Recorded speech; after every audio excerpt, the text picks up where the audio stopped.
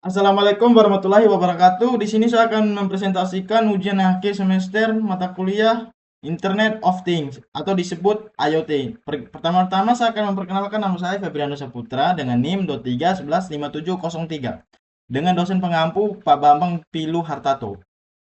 Baik, kita langsung masuk ke kodenya. Kode from Google Colab Import Drive. Ini bertujuan untuk menghubungkan Google Colab dan Google Drive ya. Maka outputnya akan muncul seperti ini. Nah, yang berarti Google Drive sudah terkonek sama Google Colab. Baik, di sini saya melakukan suatu analisis dataset Smart Office yang berisi data ini adalah data waktu, jumlah orang, dan suhu ruangan yang dicatat secara berkala.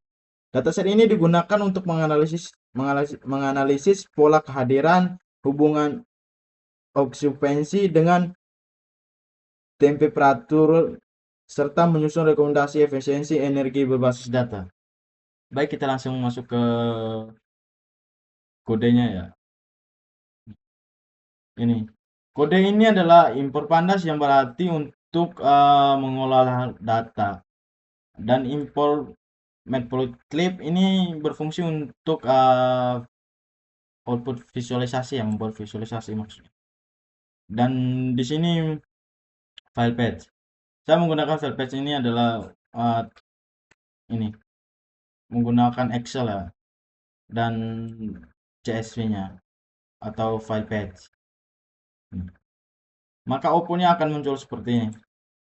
Ada time, room ID, occupancy, temperatur, like, date, hours.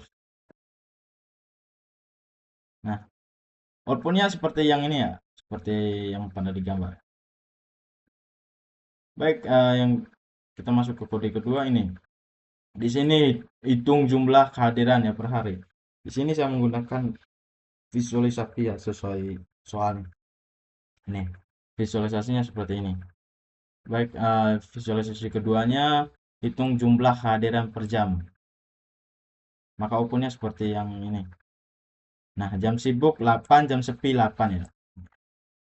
Baik, ini masuk ke penjelasannya. Hasil analisis jam sibuk itu yang sibuk terjadi pada jam 00 di mana jumlah kehadiran paling tinggi. Ini menunjukkan bahwa ruangan paling banyak digunakan. Berarti jam sibuk ruangan terlalu banyak digunakan ya. Kalau jam sepi itu seperti terjadi pada jam ke 00 juga ya, dengan kehadiran paling rendah, menandakan minim aktivitas. Umumnya terjadi di luar jam kerja atau malam hari. 5 pola pengguna ruangan berdasarkan hasil frustrasi dan analisis, kehadiran meningkat pada pagi hingga siang hari, stabil atau sedikit menurun pada sore hari. Nah, artinya ini adalah uh, pagi sampai siang full, sorenya uh, menurun pada sore hari ya, sangat rendah, dan pada malam malam hingga menjadi ini sore dan malam pokoknya dia menurun ya. Baik, kita langsung masuk ke bagian B-nya, analisis korelasi. Nah, ini seperti yang di atas juga saya menggunakan import pandas ini ya, sama. Di sini visualisasinya ya. Maka outputnya seperti ini.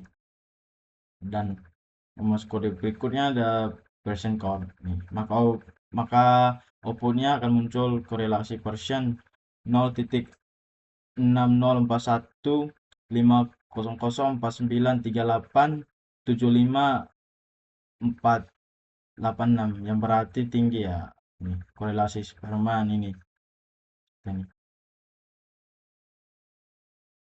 Nah, yang tadi di soal itu ada jawab pertanyaannya. Jawaban pertanyaan, apakah semakin banyak orang membuat suhu ruangan meningkat? Ya, berdasarkan pola menaik pada scatter plotnya ya, nilai korelasi positifnya. Nah, AC ini, yang artinya itu okupansi memang mempengaruhi suhu, tetapi bukan satu-satunya faktor utama ya. Berarti bukan gara-gara satu data itu, bukan ya, tidak mempengaruhi satu-satunya faktor ya untuk mempengaruhi suatu datanya untuk menganalisis. Kesimpulannya itu berdasarkan analisis gate plot serta korelasi Pearson dan Spearman, terdapat hubungan positif antara okupansi dan temperatur. Semakin banyak orang di dalam ruangan, suhu cenderung meningkat, namun kekuatan korelasi tergolong lemah hingga sedang, yang menunjukkan bahwa selain okupansi terdapat faktor lain yang mempengaruhi suhu ruangan pada smart office. Baik, kita langsung masuk ke soal ketiga bagian C ya, rekomendasi efisiensi energi. Berdasarkan analisis yang dilakukan adalah ini saya menggunakan tetap info pendes. Nah, di sini saya cuma menggunakan info pendes doang ya. Saya menggunakan multiple. Ada konversi time step. Yang kode yang berikut hitung rata-rata okupansi per jamnya ya. Saya menggunakan kode ini. Tentukan threshold jam sepi. Maka outputnya akan muncul seperti ini ya. Oh, ini 8 ini. Maka floornya 64. Baik, yang kode yang berikut ini ada filter data saat okupansi rendah. Low oxygen. Ini maka outputnya akan muncul ini ya. 5 dan nenek-nenek situ. Maka asumsi jika di sini ya, jika asumsi 0 tapi data tetap tercatat, potensi lampu tetap menyala ya. Yang berarti walaupun datanya 0 tapi lampunya tetap nyala. Nih, maka outputnya 0.0 ya. Nah, kita langsung ke ini. Satu, penurunan pengguna ACC pada jam sepi adalah kapan ACC sebaiknya diturunkan. Dasar data, analisis tren kehadiran menunjukkan okupansi paling rendah terjadi pada malam hingga dini hari. Pada periode tersebut, temperatur relatif stabil. Korelasi okupansi temperatur lemah hingga sedang. Rekomendasi itu kan ada soal tadi kan, rekomendasi ya. Rekomendasi 1, ACC sebaiknya diturunkan atau dimatikan pada jam sepi atau malam dini hari. Karena rendahnya okupansi tidak menyebabkan kenaikan suhu yang disignifikasikan ya. Signifikasikan.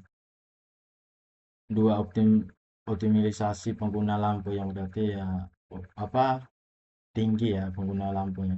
Apakah lampu menyala secara optimal, stabil maksudnya. Dasar data, terdapat banyak periode dengan okupansi 0 ya, tetap 0 ya, walaupun banyak.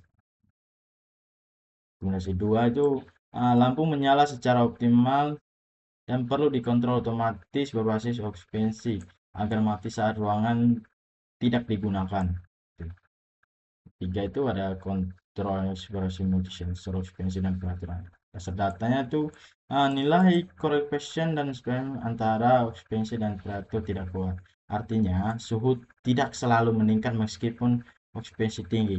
Rekomendasi 3 itu adalah peraturan ACC sebaiknya menggunakan kombinasi data okupansi dan temperatur, bukan hanya salah satu, untuk menghindari pemborosan energi.